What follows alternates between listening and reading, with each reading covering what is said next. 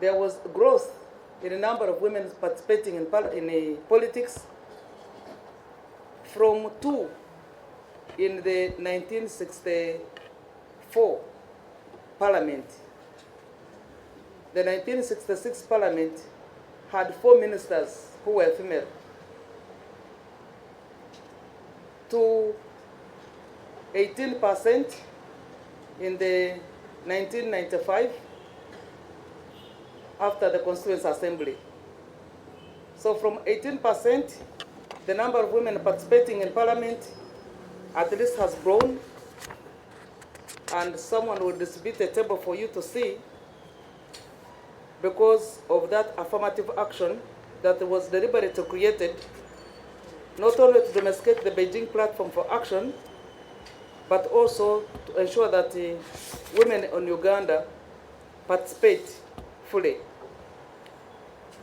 So from 18%, we went to 2001, 18%, 25%, 2006, 29%, 2011, 31%, 2016, and 35%,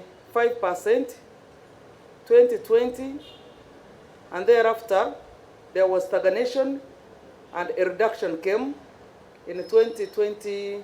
The recent elections, the last elections we had, women were now dropping to 34%, from 35 to 34, 33%.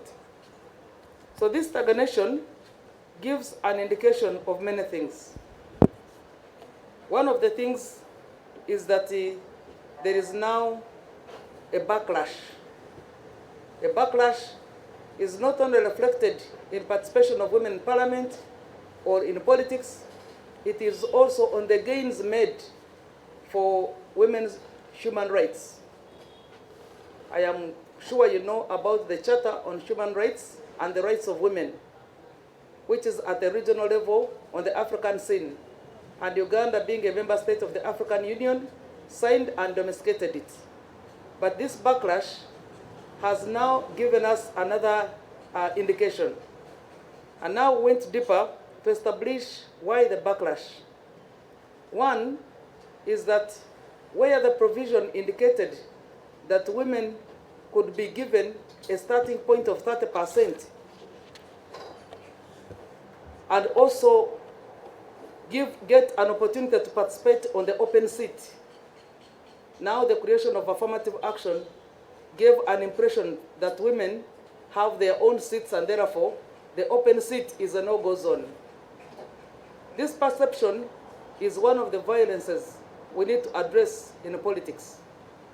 Wherever women rise to contest with men on the open seat, they are shown where they belong, on that affirmative action seat, which was created to begin with a view that there would be a time when women would graduate to now be able to contest with men in the constituencies, not necessarily clinging onto the affirmative action seat.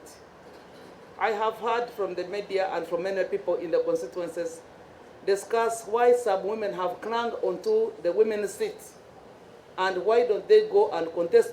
After contesting so many times, they still go back to that seat. It is because the perception of the community has given an indication that they only have their own reserved seat, and therefore they cannot contest on the open seat. Several women have tried, because the provision of the Constitution does not deter them. But what they face on ground is what fails them, to a level that right now we have presidential campaigns and not any woman has shown up.